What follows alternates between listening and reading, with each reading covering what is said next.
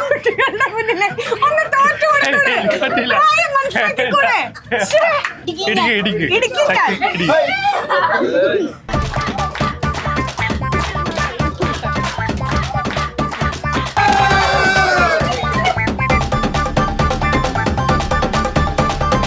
അന്നെ എന്താ വേണ്ടേ?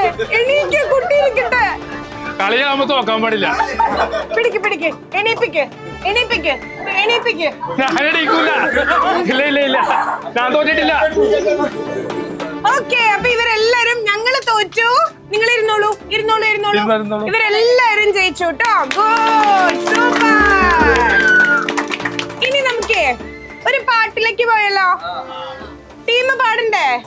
ടീമിന്റെ പാട്ട് ഇഷ്ടല്ലേ? എല്ലാരും പറയോ? ടീമേ പാടൂ പറയോ?